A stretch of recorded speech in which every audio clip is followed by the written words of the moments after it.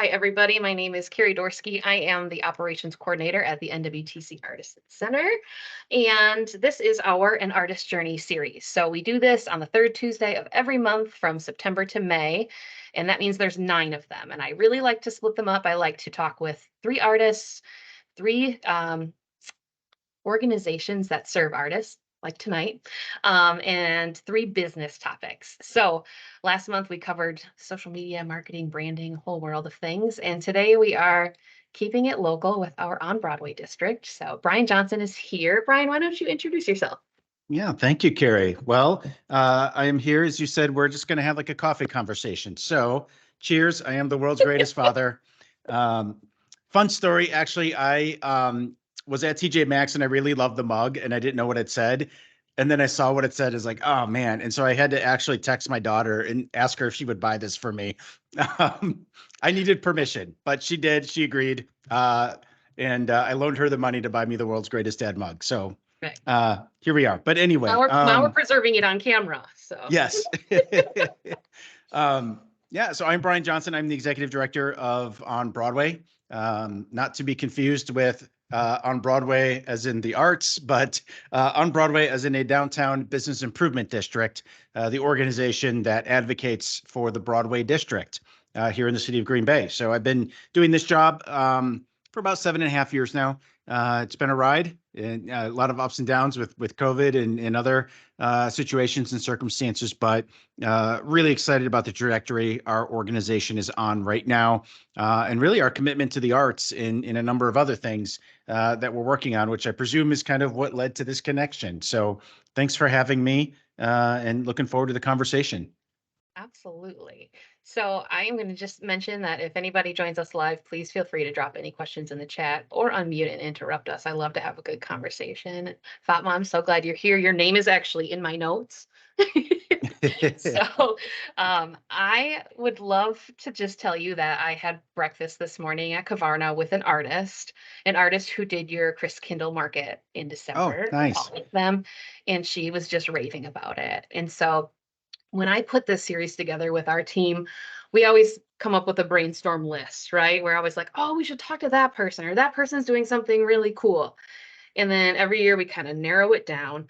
And On Broadway just kept coming to the top of the list for this year because of all the cool events you're doing and how I'll tell you, I live in Algoma, which is a pretty artsy town. But this morning on Broadway, with all the snow and the ugly stuff, but all the colorful murals, it really does truly feel like an artsy downtown vibe.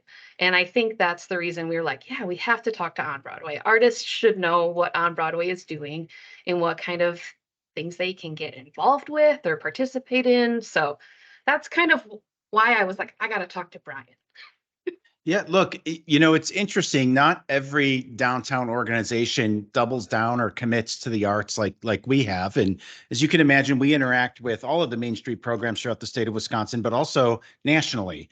And some are certainly more committed to it than others. And we do a lot of community visits. And one of the things that we learned in every great revitalization success story is that it all started with the arts, an investment in the arts. It seems to be a precursor for when organizations really start to do magnificent things. And so that's when it started to weave into our mission and our everyday programming. So we commit to the arts on a regular basis. And it's you talked about the murals, right? That's the one small piece of it. And I'm sure we'll get into that a little bit more, but it's interwoven into all of our programming. So whether you're talking about the Chris Kindle market, or whether you're talking about an actual physical improvement, the arts is always top of mind for us in making sure that it's present in some way, but more importantly, that we're creating opportunities for our local artists, because we think that's so critically important. If your community isn't generating the level of support that's necessary for these folks to make a livable wage, you're not going to have the artists here to create a great community. So these things have to work hand in hand. And while our mission isn't exclusively or even dedicated exclusively to the arts, it is absolutely a priority in terms of everything that we do. I hope that as many artists watch this, especially in the recording, that they hear that, because that is huge. And like you said, that's not the case in every community. And so to get to know that we work and live and enjoy a place that is dedicated to the arts and sees the importance of it. My background is arts management and kind of community arts. And so, I've seen the studies on Paducah and those other towns Mhm. that really their revitalization came from artists and investing in the arts. And so knowing that we have an organization here who gives opportunities to artists, that's always a question I get is what do I do? Where do I find these opportunities? How do I get Mhm. involved in my community? And so I hope the people watching this understand that On Broadway is somebody who's in their corner, supporting the artists in our community. Look, it's a long game, right? And it for us, it's about how does it directly relate to our mission? And part of it's creating job we want to create like storefronts, right? So it's about job opportunities, creating commerce. But we even think about creating like great public spaces in walkable communities. What do people want in a walkable community? They want a walk that's interesting. And walking past vacant lots isn't that, right? It's even walking past what I would call like polished facades. I mean, they look great and they're nice. I kind of refer to that as almost Disneyland, because it's just so perfect. But I personally prefer things that are a little bit more quirky and eclectic and artistic. And the more that we can incorporate that, I think, into our district, the more it shows off, this fun side of Green Bay that can be interesting and can create these magnificent, public spaces where people want to stroll and spend time and walk through them and spend their hard-earned dollars at a coffee shop like Kavarna, where they can enjoy these spaces. So that's why, it's risen as a priority for ours. Of course, the hard part is always funding. Where do you get the money to do this kind of stuff? And I think we've been really innovative with the way that we've delivered or raised the dollars that are necessary, to do this type of programming. And happy to get into detail with that. But you have to have an organization that's willing to commit to do that. And sometimes it doesn't make sense for other nonprofits, but for us, that the connection has been public spaces. I love that. I wrote that down in all caps and underlined it. Is that, you know, so I started my morning at Kavarna this morning, ran back here for a meeting, and then I had another meeting in De Pere, right? So I've been all over Northeast Wisconsin Yeah. today. And that's the kind of stuff I noticed. I was walking through the parking lot in De Pere and they have that little artist alley. That's my favorite thing. Hmm. Those are the things that stick out to me or make a neighborhood feel unique. I can get a sense of the culture and a sense of the people. And so I think a lot about when people are visiting our community, what is their experience? What do they take away from this place? Yeah. And go ahead. I was going to say DePere does such a phenomenal job, but look, think about thousands of years of history. What do we talk about and remember? It's the great poets, it's the great sculptors, it's the great, artists like Michelangelo that paint the Sistine Chapel while laying on his back, right? These are the things we talk about throughout history. And I think it's no different today, right? And as we live this experience today, it's the artistic things that people are drawn to. And of course, there are those legendary, art pieces that last thousands of years, and but you don't have to have that to make a great community. You can have those pieces that will last a lifetime or maybe even 5 years. Or heck, we've even done pieces that lasted a year, and that's okay, right? Just but those are the things I think that people gravitate to and appreciate. And I think they just enrich people's lives so much. I think about could talk about the bronze fawns in Milwaukee, right? Yeah, yeah, yeah. I mean, Those are the things I've that gotten come my to photo mind. with them. I don't know about you, but Right. I yeah. think everybody does. So, you think about when people are traveling, and I've done plenty of road trips across this country, and w- when you go to so many cities, what stands out? What do you remember? And I hope all the creative people watching this realize that their creativity, their mark on their communities is what makes their community memorable. Yeah, well, I think it's Black Cat Alley in Milwaukee. I think it's I don't know, like the second or third most photographed spot in their city, right? And that was a private real estate developer. In fact, the same developer that's proposing to do a project here in the city of Green Bay. And they saw the importance of the arts as it relates to private investment. And interestingly, one of the I have the secondary role as a member of the Green Bay Common Council. And one of the proposals I had put forward a couple of years ago that we were the first city in the state of Wisconsin to adopt it was a percent for the arts program. And what this said was if you were going to get TIF incentive for your project, that you would, as part of that agreement, you had to commit 1% of your project value to public art. And there's some criteria that go along with that. But we were the first city in the state of Wisconsin to adopt that. And I'm very grateful to the members of our redevelopment authority who saw the wisdom in it. And what's interesting is you would think that the developers would be the ones that would buck that. And in fact, they were the ones that embraced it. And they said, yes, like it makes our projects better. It makes the spaces around our projects better. They recognize the value of public art when it comes to their investment and the return that they have to create for their shareholders. So, I mean, if they can realize it, I think the rest of us can too. And I'm just, but you think about someone who puts in a project that's a $30 million project, right? And 1% of $30 million having to be dedicated to public art. This is going to create new opportunities in our community in ways that really we haven't experienced before. We have a new apartment complex going up next door to my office. I'm staring at it beyond the Zoom screen here. And they're going to make some investments in that project that they wouldn't have otherwise made. And if the public through TIF is going to support these projects, I think it's important that developers support the community in return by creating spaces that people want to visually enjoy. So I'm super excited about what the future of that program is going to bring to our city for public art. Absolutely. And it just makes the city feel so much more vibrant and alive. And I want artists to realize that, speaking of meetings this morning, I had another conversation with an artist about how lonely the art making process can be. It can be very isolating, and they can end up by themselves making these beautiful things and not realize, the impact they can have on people or how to get out of their studios or how to connect with their community. So we should talk about how do artists get involved? So I know there's probably a few different ways, right, for different events. But how do you connect with artists? Yeah, look, we've got a great team here that works on a variety of different things. And Allie Tutt, who is our director of special events, and she really kind of leads a lot of these initiatives.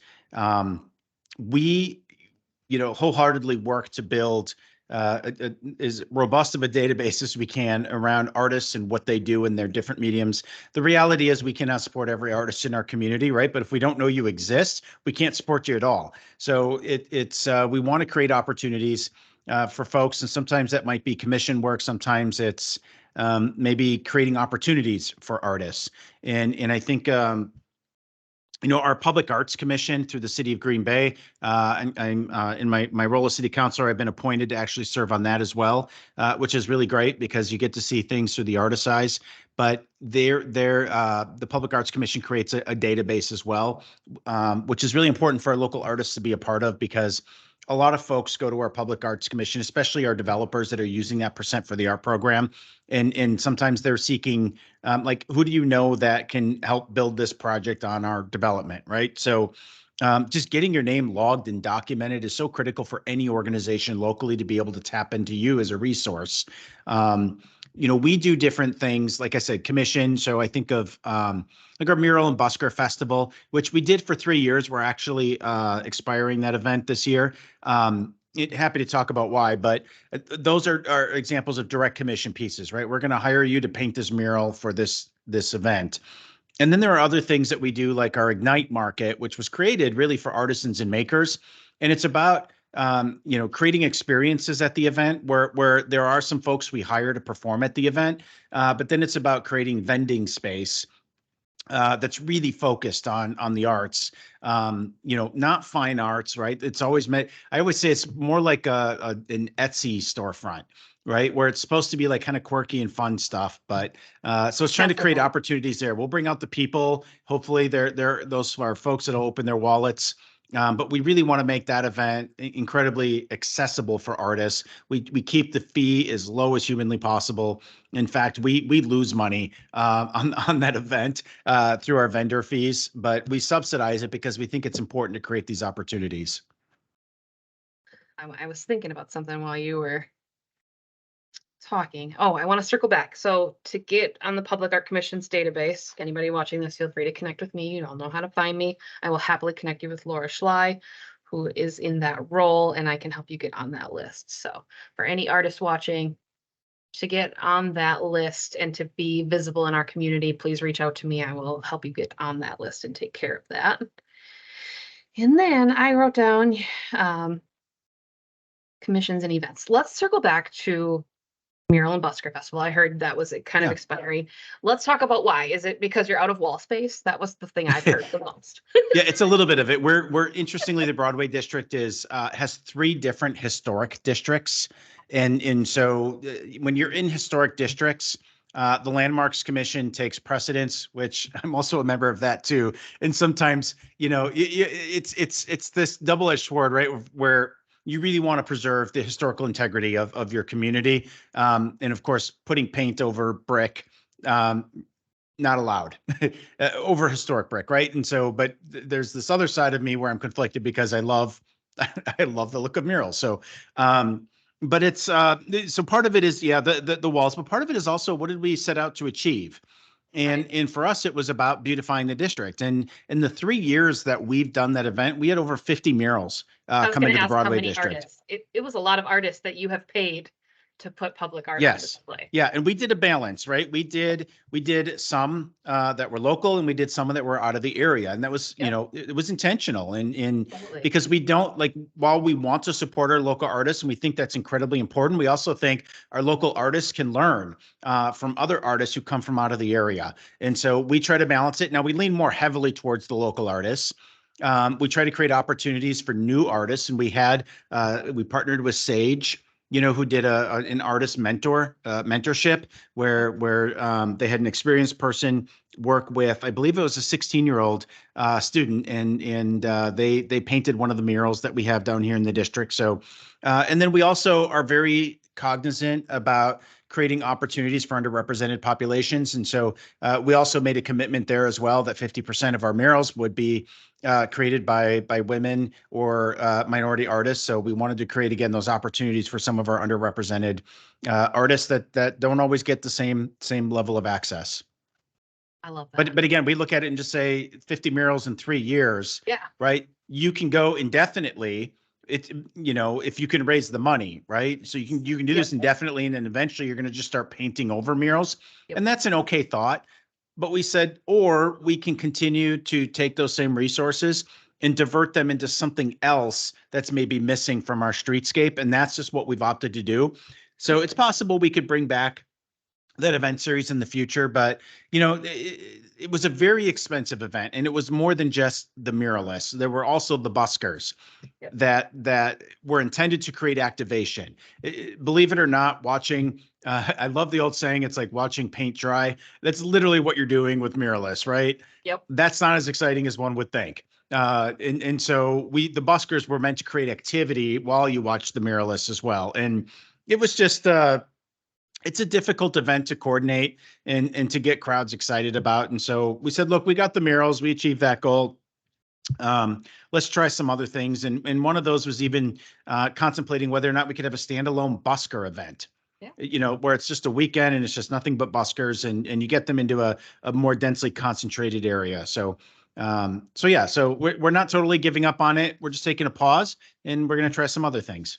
I love that. And as a former event coordinator, I always wondered how you guys felt about it being so spread out.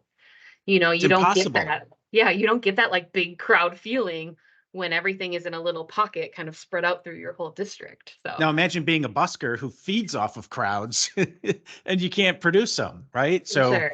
yeah, Yep.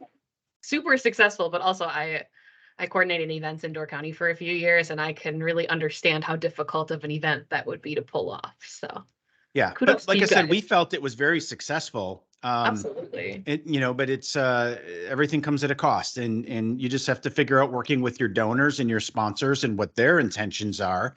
Yep. And it's a lot to juggle, and that's the hard part when you're trying to fund art initiatives.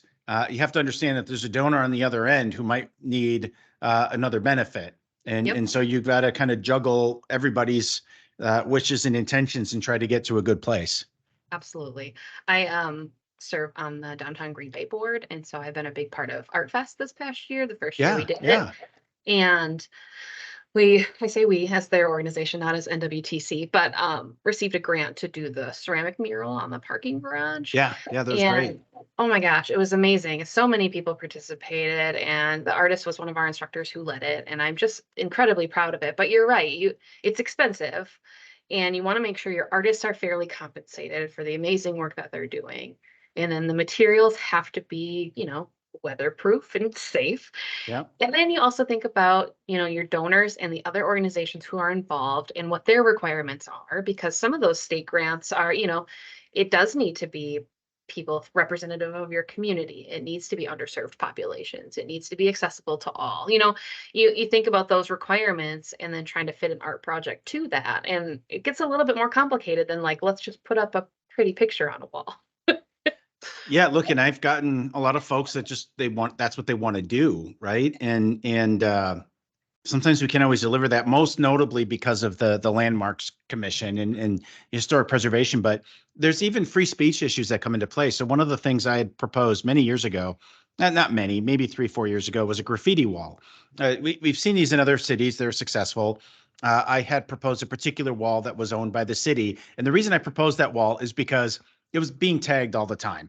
Yep. So why don't we just make it official, Embrace right? it. Yep. And and the city kind of pushed the legal team, and I get the dilemma that they have, pushed back on it because they're like, well, we run into free speech issues. What if somebody writes profanity on there? And we have to allow that because Yep. we can't pick and choose what someone says. I'm like, well, it's a graffiti wall. You just paint over it. Right. It's not that Add a layer.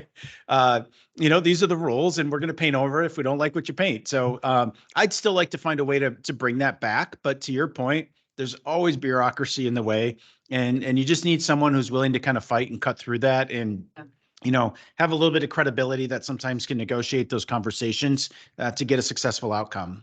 Yep. Well, and I think the other thing, and I know this was a Northern Door County issue, but I heard about it over here too, is that you come into some sign laws too Mhm. about words and, advertising being a part of a mural or not being a part of a mural. And Yep. there's just a lot of things that I think artists don't consider when they like want to just go paint a pretty wall. And I think that, with this conversation, hopefully will help artists to understand that, there are organizations who are doing the work to fight for these things because they understand the importance. But in addition, they're also navigating all of the bureaucracy to get it done. Yeah, and even locally, Copper State had that issue when Hinterland Brewing occupied that space, and it was a Yep. painted mural on the wall, and Copper State wanted to paint over it, but to fit their logo, a circle logo over the Hinterland one, they had to go a little bigger than Yep. what was there, but then it exceeded the city ordinance, which said a certain percentage of your wall space cannot be dedicated to a sign, and a mural is a sign if Yep. it has the business name on it, right? So it was this big hoopla, right? Yeah. And at the end of the day, of course, we've got a beautiful product, Yep. but the ordinance as written did not allow them to do that. And so they had to seek a variance and go through some hoops. But I love the way that it turned out. But Yeah. this is why, interestingly, in the Mural Busker Festival, we had a lot of business and property owners that would want murals that reflected their business. And we said no. Like Yep. we're not going to do that because because then it's themed to that business, right? We really wanted to give the artists more freedom Yep. to dictate design. Now it's not as easy as you think because you have to negotiate what a property owner is going to allow. Right. And we had property owners that certainly rejected some artist designs, and some artist designs that I thought were amazing and pushing the envelope on the comfort level. Like I think they would have been a good thing for our community. But you've got to that's at the end of the day, if someone else is funding something, Yep. it's just like our business where when someone writes us a check, Yep. we have to honor donor wishes. I mean, the reverse is true too. When we hire an artist to paint something on someone else's wall, right? We've got to honor wishes, and that's the hard part. It is. It's tough. And I'll tell you, as an artist who paints, I don't even do commissions right anymore. I, Yeah. as an artist, I do it for me. And Mhm. so that's something that I think artists, if you're watching this, think about, can you paint something for somebody else? That's a hard thing to wrap your head around. And then, dealing with customer input and community input. And I think about that piece in Appleton with all the faces on it. I love that piece. No, it was so cool. It was so quirky. Talk about a cool piece. And it just had the whole community in a total uproar. Yeah. And so But as an isn't that artist, great? Isn't that what art is yes, supposed to do? right? Like, let's start the conversation. But as an artist, you have to be prepared for that to happen. Yeah. And You you know know, what? And that same artist now has a piece 2 blocks from my house, which I'm just ecstatic about. So love bully that. for Green Bay. Yes. Well, and I think about, I paint all the time. I have pieces hanging in a gallery in De Pere right now.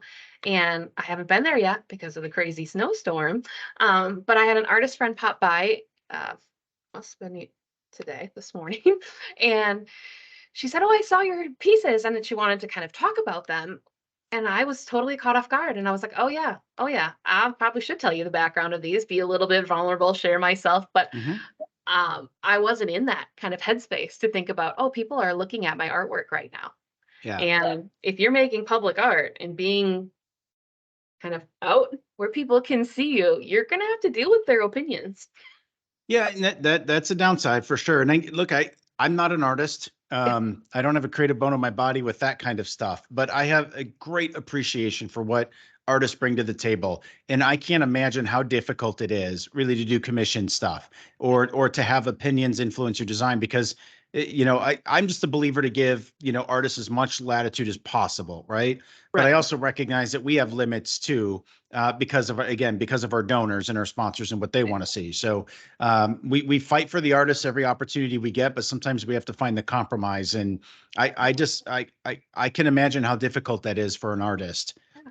It's so personal, I think, that, Yeah. it takes a strong person. And I mentor our residency program here. And so I do a lot of one on ones with artists. And a great many of them have been doing markets, one at the Chris Kindle market that we were Hmm. talking about this morning. And I'll say again, she raved about the event. She raved about the crowds and the setup. And she had one of the permanent stalls for the Yeah. whole Yeah. Yeah. event.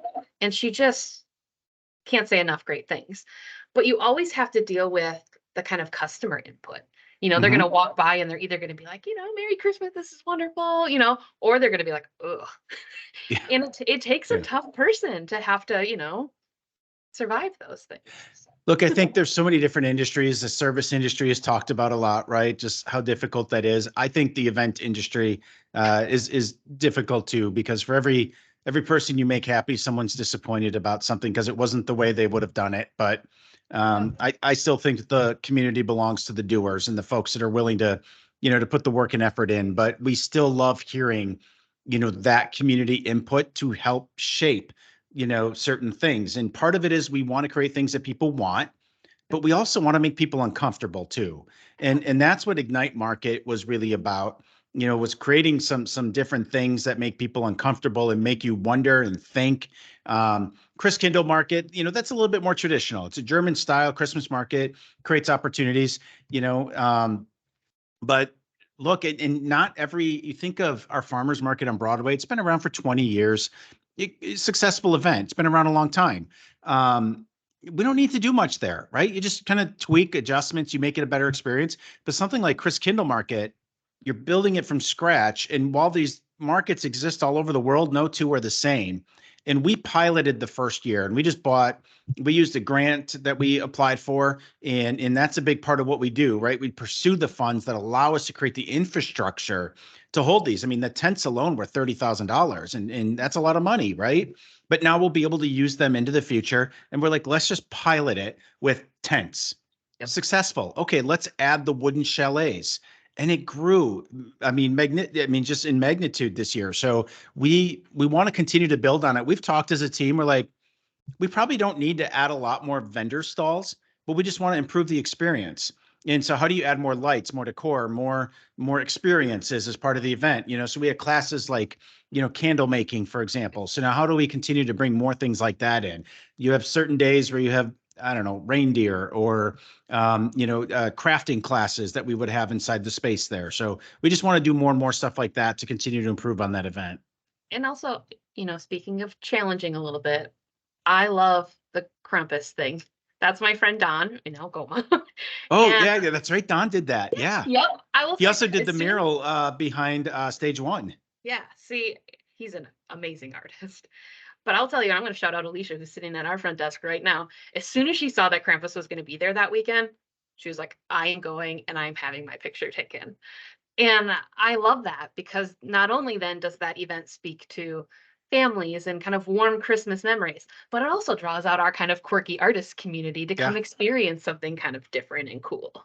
So, Well, and that's the uncomfortable piece because I'll tell you what, I got a text from the mayor that day from a comment form that he received and wanted to know how to react. And let's just say not everybody was happy about Krampus being there, because he was going to kidnap and eat children. And which clearly, is we're not going to create a threatening environment, but it's no. a traditional character and Yep, we were comfortable, with the way. In fact, I mean, kids were actually showing up wanting to get their photos with them. So exactly. I feel like you can do just about anything as long as you approach it, Yeah. appropriately. And Yep.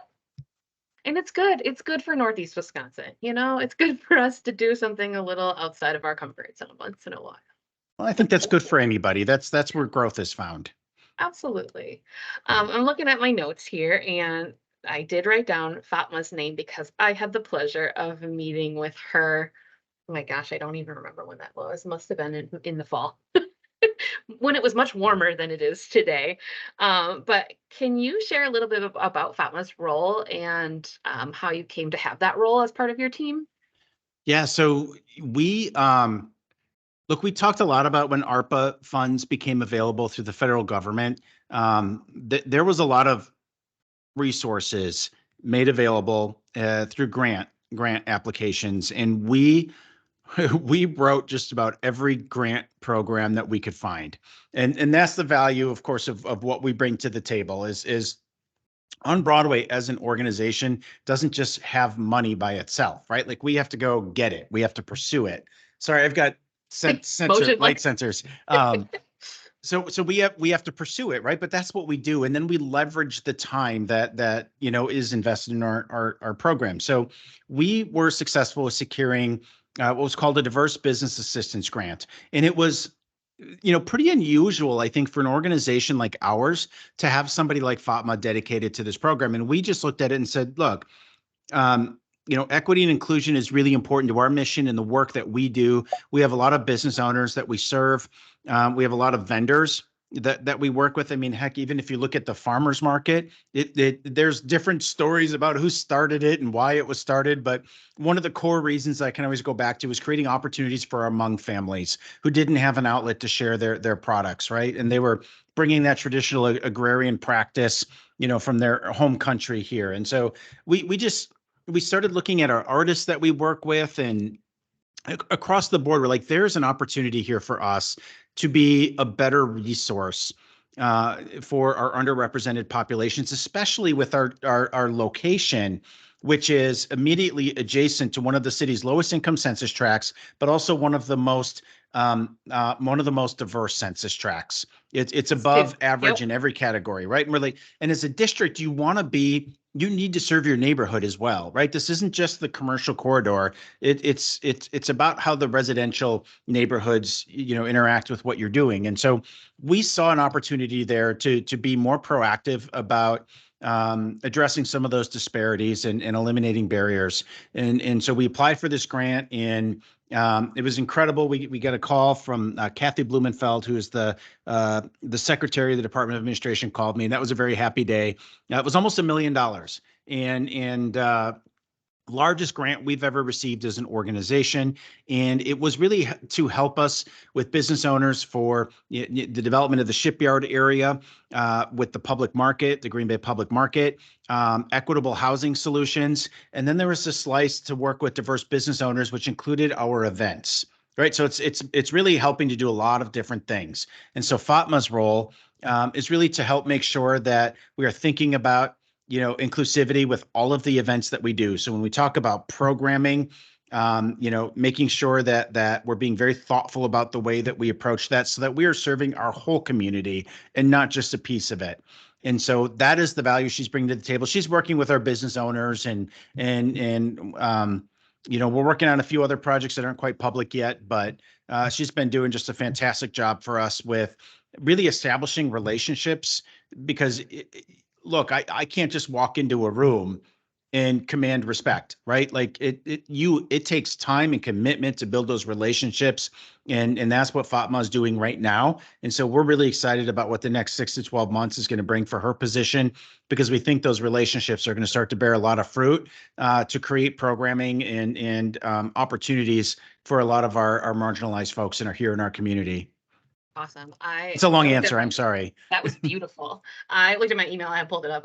I met with her in November, and it was one of the best, like warmest meetings I've ever had. And we brainstormed all of these great ideas and community connections for her. And I think you have the right person in the right role to build those relationships. So I'm Look, I've super excited. officially now had 2 employees from Tunisia. How she is, so that's where Fatma's from. How does that happen? I know, in Green Bay, Wisconsin. Right. But yeah, no, she's been doing great. And I think I think she's going to bring some really cool things here to our community. While you were talking, my brain drifted a little bit. In December, I went to Folcoma for the first time. Oh, yeah. I was like blown away. I was Little like, treasure. seriously. So I made dinner plans with another friend to go there again. We were just getting it on the calendar. And I'm like, okay, so now every time I think of good food, I think of Broadway. And like that's a great thing in my mind, like great connotation of like, okay, where can I go? Maybe I'm going to the egg roll food truck, like where am I Mhm. going? And supporting our community, and they're locally owned and operated, and they embrace creativity. And I just feel like I'm just going to compliment you, but I am so excited about Broadway. And every time I'm there doing anything, I went to one of the first Chris Kindle market. I didn't mean to. I'll admit, my sister was in town and she was colder than cold. And we were driving back to White Dog to get her car. Mhm. And I looked and you had all the lights on, and people were milling around in their cute little winter jackets with their holding like hot cocoa. And I said, we just have to stop. Like, I don't care if we spend any money or do anything. I'm just so proud of Green Bay for having a presence and having people on the streets. Well, look, isn't that what people are drawn to, right? Just activation, and Yeah. they want things to do. And so, and a big piece of course, what we're trying to do is when those people come out for the event, the hope is that you see that residual impact, like going to Fakoma and Yeah. and having dinner. And this is a place I haven't experienced before. And we hear it all the time with like our winter wine and beer walks, where Yeah. people aren't gonna, they're making 20 plus stops that night. They're not going to spend money at every store, Right. but we hear it anecdotally all the time from attendees. I didn't know the store was here. I'm coming back. And I hear it from the store owners as well, Yeah. that, hey, I didn't sell something to this person on Friday night, but they came back the next day and bought something. Yep. And it's just about how much money do you have to spend on a billboard? You know what I mean? To get thousands Yep. of people to walk through your storefront. Well, and and I and and we create these experiences that create memorable, yeah. like these memories, these core memories for people, that creates like this really strong affection and affinity for what's going on down here in the district. And I mean, I'm gonna stereotype here, but I think that small business owners are more apt to be into relationship building and networking with artists. And I don't know if that's just because I walk in and introduce myself and say like, "Hey, I love what you're doing. How can we talk Hmm. to?" I think about like Lion's Mouth Bookstore. She's a huge supporter of It's artists. just there today. Yeah. See, Yeah. so I also, you guys usually employ my friend Chris Rogowski, who was one of our former Yeah. Yeah. residents Yeah. here, as your event photographer. So not only are you giving artists opportunities, you're employing artists to use their skills. And I think about that, okay, Chris, if Chris is watching, Chris was a resident of mine for a whole entire year. And that whole entire year, he kept saying, Carrie, I'm not an artist. Okay, I'm not an artist. I was like, fine, call yourself whatever you want. You're still a creative entrepreneur. You're still taking amazing photographs of people in these events, and you need those photos. He's filling a need Yeah. in a very artistic, beautiful way. Look, I think Chris is amazing. We could buy a camera and take photos. That where we could just pull out our iPhones and do it. But absolutely. Chris has an eye for it. He gets the right angles. He captures the moments and the expressions and the emotions, Yep. that are tied to these experiences. But it's not just that. He works with we take photo shoots of our business owners, of Yeah. even our buildings, right? Yep. Just documenting for posterity. Yeah. the history of our district. But and something that we haven't even really talked a lot about, but he's also a musical performer, right? He's Oh, a musician. absolutely. Yep. And so he has performed for us at a variety of events in that capacity as well. And so he's a great example of somebody that's local, has a great talent. We would love to cultivate that by investing in him and other artists as well. But yeah, love having Chris around.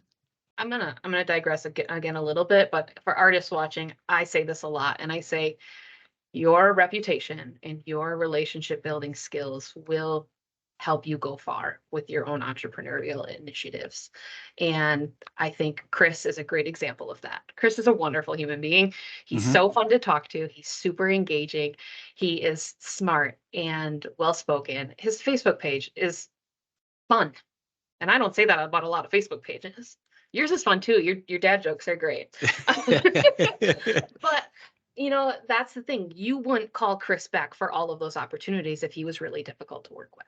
And so I'm gonna make that point to the artists watching that it's important how you come across. It's important in your communication skills and your professionalism and returning emails and following up and being somebody that it's a pleasure to work with makes Yeah, a I big think that's a good lesson in life in general, right? It's yeah. at the end of the day, an artist, you are selling your services to a lot of different customers. You don't have the man to answer to, so to speak, right? And the trade-off with that is that you turn yourself into a salesman Yeah. for your product or your service, but to a lot of different customers to be able to make up that same paycheck. And Yep. and it's a little bit more effort. Now there's a lot of reward on the other end of that. But to your point, if you are abrasive or difficult to work with, it's hard to sell yourself. And Yep. so, I think one of our biggest challenges are maybe folks that are a little bit uncompromising. Yep. Because I appreciate how difficult that is. You're as an artist, you want to be pure. Um, Absolutely.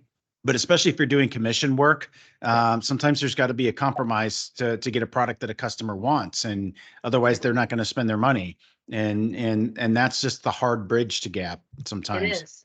I talk a lot with our residents about boundaries. And if you can establish those ahead of time, so you're never in an ugly moment where you agree to something you don't want to. And that, I think it was a couple months ago, we went over kind of proposals and contracts. And I talked to artists a lot about, how many rounds of revisions are you comfortable doing at this Hmm. price? How much input are you willing to take? Because you as your boss get to make those decisions, Right. and if you go time and time again into these kind of commission arenas and realize you're not a flexible person, that's me as an artist. Maybe it's not the right fit. Yeah. And there's you a know flip side to that too, right? And I don't think every customer understands this, that that time is worth something from the artist, right? And yeah. I know when we go through that process with artists, um, I'm a strong proponent of paying for that time to make those revisions, Yep. and paying for the time it takes to even learn that craft. We'll call that an overhead application fee, right? Yep. Like every industry has that. Artists deserve to have that too. Yep. And on the flip side, though, I will say that just like every other industry has to spend time on sales and Yeah. doesn't get compensated for it. Yep. I find that artists sometimes, and this is going to be an unpopular opinion, Go right, for it. want to be compensated for that sales time. And Yep. it's a unique position, and I don't know how to answer that, right? Yep. But because you're creating that sales process sometimes is that Yeah, creative process. for And then sure. like all of a sudden now you're giving away your intellectual property, right? Yep. And so there's definitely some treacherous territory there. I get that. For sure. But an artist needs to think sometimes like every other industry, and that is committing a certain amount of time to sales that doesn't always, yield a paycheck that day. So how do you embed a couple hours every Exactly. week into Yep. into the process, into the relationships, and not necessarily the work that you're producing? I'm gonna mention a name I know you are familiar with, and I want to compliment his style. So Bo walked in here. I don't even remember when this was. It was definitely a nice day out, and I happened to have a few minutes to chat with him. Bo, for everybody watching, Bo has done, I don't know, 30 murals. Let's ballpark a bunch of Yeah. murals in Northeast Wisconsin. He's incredible, and we sat down and chatted, and he had a sketchbook with him, And he said, I kind of looked at your building. I looked around here. Here's a couple of ideas I think I have. Just pencil sketch and just threw them at me. And I was like, I love that. Yeah. And he said, he's like, oh yeah, I was walking around downtown and I looked at the bridge and, I looked at like the tower of the person sitting in the bridge and came up with these ideas. And so he's out taking a walk, which is wonderful. He's being creative. He's, stretching himself, having some fun, but I consider that sales time, you Look, know? here's what I'll tell you about Bo. I don't think we've ever gone to Bo for a single project, but we have hired Bo to do several because he gave us ideas. Yeah. Right. And so that's how that relationship worked. And I mean, I think of that greetings from the Broadway district Yeah. mural. Yep. I mean, Bo pitched that idea to us, my gosh, 6 years ago. Right. And I will tell you that the end product, it just took that long to find the right funding sources for us. Right. But the from the original proposal that he made to the end product is a night and day difference. And there was a little bit of give and take, right? Where Absolutely. we liked some things from his old design. He's like, no, I've already moved beyond that. Yep. But he wasn't abrasive about it, right? And as a customer, we're like, look, we respect the artist's journey on this.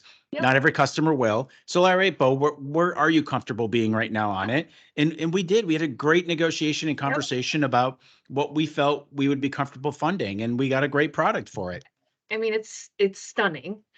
And Bo is so incredible to work with. And that's the point I want to highlight is, like you said, you didn't call him and say, "Hey, draw me something." He has ideas and Hmm. he does it in such a not pushy sales way, which is I absolutely love of just like a, "Hey, I'm out here being creative. I'm an artist. This is how my brain works. Here's some cool ideas. If you're ever interested, let me know." And I think that's an impressive way to go about it. And he has Yeah. really made a name for himself and made his work very visible in our community. And he did an artist journey. And if I check our records, I still think he might have had the highest views of everybody. Okay. So, Yeah. Yeah. but And people and could learn and a lesson from that. So, and he's an example of an artist as well that gets paid to do work out of town. Right. And so it's much like, I think there's sort of a divide, if you will, around folks that think we should exclusively fund locals, yeah, versus the hybrid model that we do right now. And I'm okay with the difference of opinion. Um, but it's, much like we are bringing in some time, some outsiders, and we're paying for them. Like I want our local artists to learn from that so that they can take their services outside of Green Bay and get absolutely. paid for that as well. Yeah, our artists should definitely be looking outside Green Bay. I as you mentioned Spark GGB, I think before we went Hmm. live at 4 p.m. But I have started to be kind of involved with the Bay Area Arts and Culture Alliance, and I've been doing some behind the scenes work with the Spark GGB data. So I'll back up for anybody watching. Bay Area Arts and Culture Alliance did a survey of our community called Spark GGB to kind of get a pulse on where things are at. Artists, community members, business improvement districts, everybody was part of this. I think when Kelly talks about it, it's over like 2,000 participants, something like that. It So was big. Yeah. Yeah. Yeah. yeah, yep. And so that to me makes me think about a lot more than just what's going on in my building and your building, right? I think about Northeast Wisconsin as a whole, and I think about all of these artists' opportunities. And I think to be a successful artist, there's probably not enough opportunities just in our small town. And I know that was a big fear. I went to a meeting with a bunch of, I guess I would say like for-profit sector creative businesses, and they Hmm. were talking about how we are having trouble retaining creative professionals in this town. And yeah, I would agree, sure.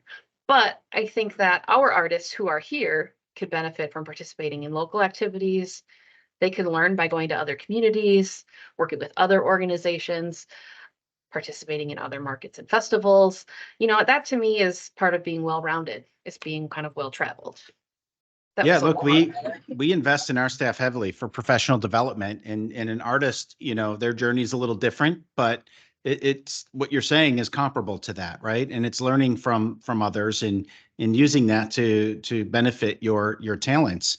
When we started that Spark GGB journey, I was part of the original group that, Okay. kind of end up being part of the steering committee, if you will. But Yep. it's there were a couple of us in the room, and Kelly Strickland, of course, was one of them. Myself, Greater Green Bay Community Foundation, the Chamber, and a few others, and it was really around this conversation of like, how do we create a more comprehensive plan for the city of Green Bay when it comes to this. And we realized, of course, going through that process, we raised the money and we hired a consultant, and to really kind of help us with that process. For me, one of the biggest things, and of course, everyone in that room had a different priority, and Yep. that's the beautiful part about a process.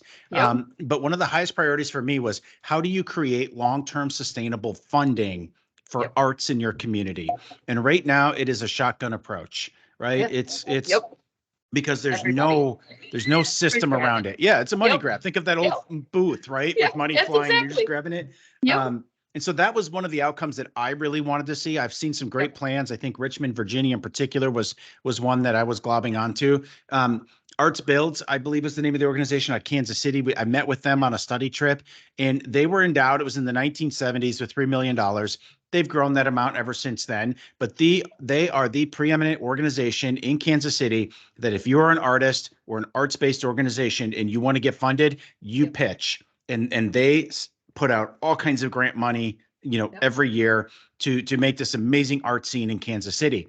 And I believe we need something like that in our community so that we don't have this scattered approach, so that there is a source of reliable funding that is endowed and is distributed every single year. You're not going to get there overnight, right? But Right. you have to start somewhere and build. And so I'm hoping that will be, one of the outcomes is that you have a clearinghouse organization. I think there are several in our community that are kind of posturing, for that position right now. But if you don't have the money Yep. to give away, right, like it's just not a lot of value. So I think we have to figure out how to get an endowment going in our community to really make a splash here.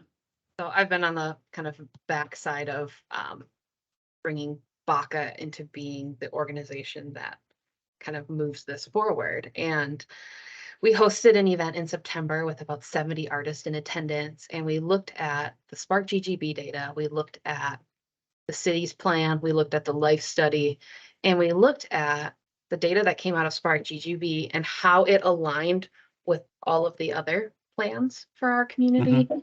And that was the moment for me. So I love that you're thinking funding.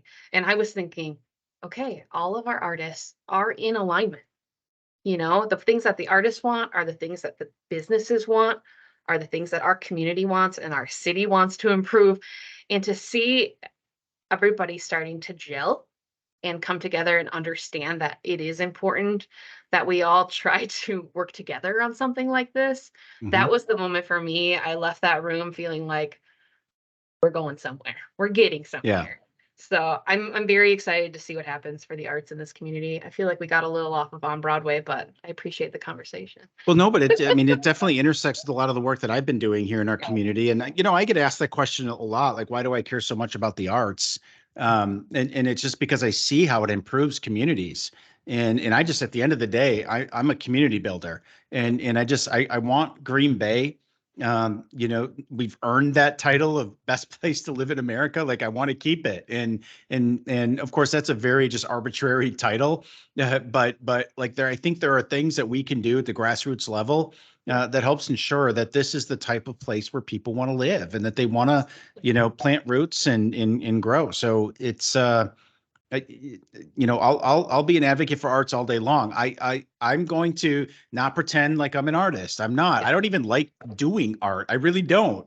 Uh, but I just have such an appreciation for looking at it. And like, I'm going to trust that you as an artist know your craft better than anybody.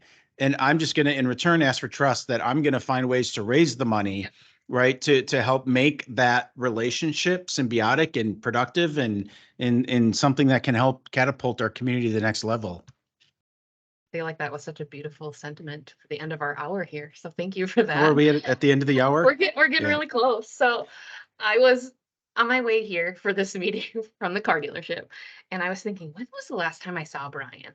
And the last time I saw you was at the NFL draft kind of brainstorm meeting. And so we were at that really cool building downtown. My memory's terrible.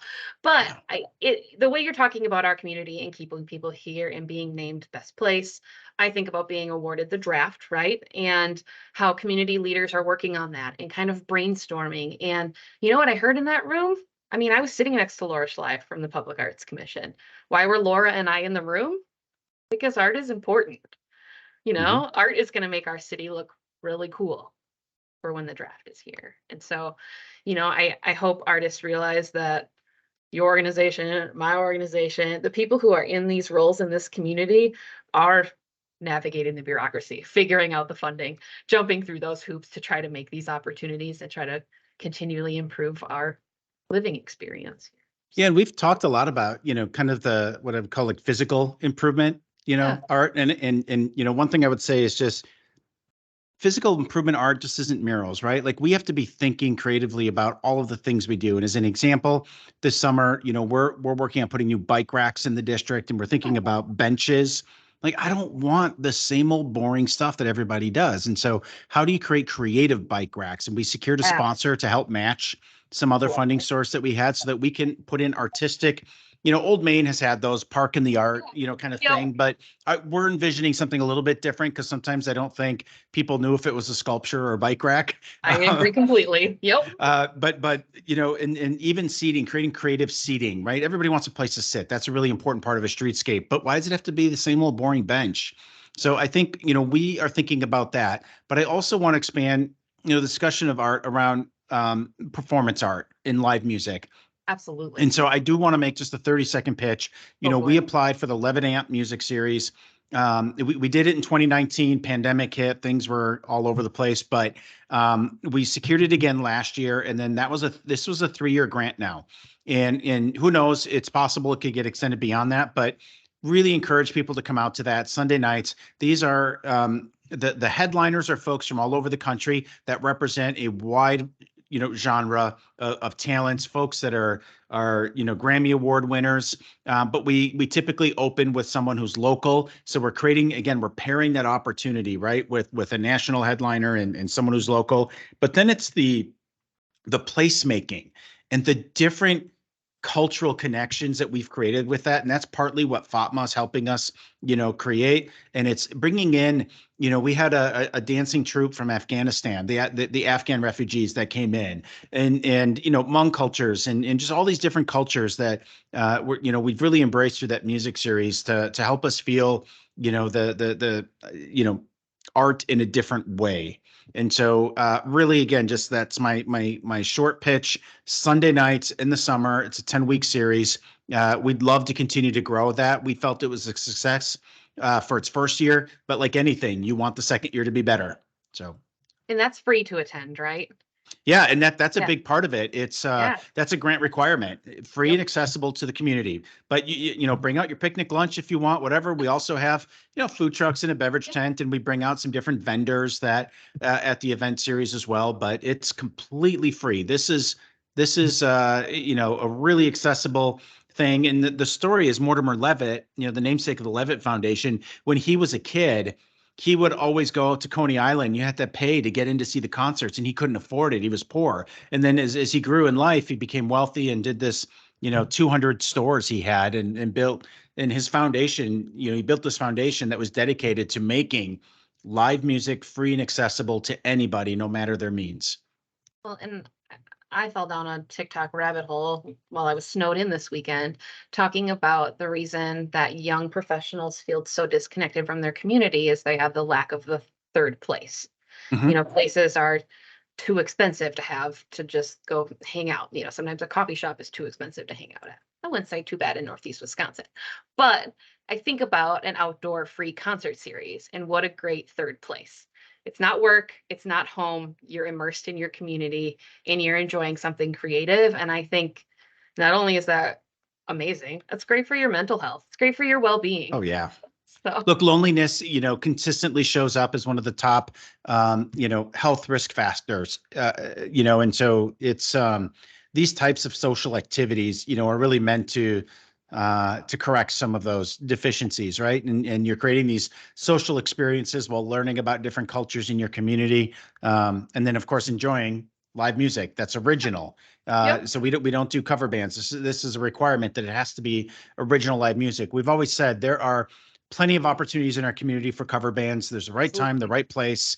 But when it comes to music, we're sticklers about original music because we feel that is what aligns best with our mission. Caveat to that would be like the farmers market, right? That's kind of like a time and a place, because of the nature of what that event is. But everything else we do is focused on creating opportunities for our artists. I love that. And as we come into 5 o'clock, I want to say thank you. I feel like I rolled into this thinking, oh, I know on Broadway, I know Bryant, but I feel like I've learned a lot and I feel very excited and passionate about what you're doing. And I hope everybody who's watching does. And if you haven't, Jan dropped some very nice compliments in the chat. So make sure you Well, read thank you, Jan. those. Yeah. Yeah. Can I And close with just a quick please fun go for thing? it. Yep. Okay. So we worked with a couple of local artists at our Ignite Market. And this was a year ago. And we spray painted at the event a couple of cars. And so the artists, put their mark on it. And then we're like, look, this will be temporary placement for us. And it was going to be a 1-year placement on the site close to where the shipyard is. And we just thought it would be a fun, temporary piece. And I was in Pittsburgh, and I was sitting next to the mayor. We were on a study trip, and Allie from our team sent me a text message and said, "What do I do with this?" And it was a photo of those cars that had parking tickets on them because you can't park cars on the grass. And I looked at the mayor and I held up my phone. I said, "We're not paying for this." No. So, Yep. so proof that, like, even through your public art initiatives, you have to find way to communicate. Yep. In this case, making sure it went through the ranks of City Hall for everyone to understand these were not illegally parked cars that just happened to look very pretty. So, Sculptures. Right. Which, I saw them there and pulled over. I had a car full of friends in town. And I was like, look, you got to see these. Friends of mine made these. We like pulled in and looked at them. So, they add something. I love showing off those weird little quirky things when I'm showing people my neighborhoods. yeah, we try to do that at most events. I think of by the Neville right now, we have the moose. Yep. I don't think most people realize it's kinetic. Like there's a handle on it and you can move it and its head turns. Or is it a moose reindeer? I'm not even sure. Yeah. Casey Early Yep. Krieger made it Yeah. for us, Yep. but he did that at Winterfest. And we said, look, we can spend all this money on ice sculptures at Winterfest, which has been the Yep. history of that event. And then they melt whenever They're like gone. sometimes it's a Yep. week later, sometimes a month later, but then it's gone. And so Yep. what we decided to do is like, we're going to do one ice sculpture because that's in the spirit of the event. But then we're going Absolutely. to take the extra money and we're going to put it towards something like that, where Yes. now it has that's had a 2-year ride now, Yep. in the district. And so we're trying to find more creative ways to make the dollar go further, but also, support our local folks. So Cool. Well, thank you so much for joining me tonight. This was wonderful. It was a great end to my day. So, we will get this edited and posted online. Go. great. Well, I thank you for the opportunity. Of course, if anybody ever wants to talk art in our community, I have another meeting coming up actually Friday with a local artist who wants to pitch an idea that I'm super excited about. So we are always open to those ideas. We love to take those meetings on our team and do our best to see if we can cobble the resources together to make those things happen. So we always have an open door. Absolutely. And I'm always happy to make introductions and connect people together. That's one of my favorite things to do. So great. Well, Thanks, thanks for the Brian. opportunity, Carrie. Yep. Have a good night. Yep, you too.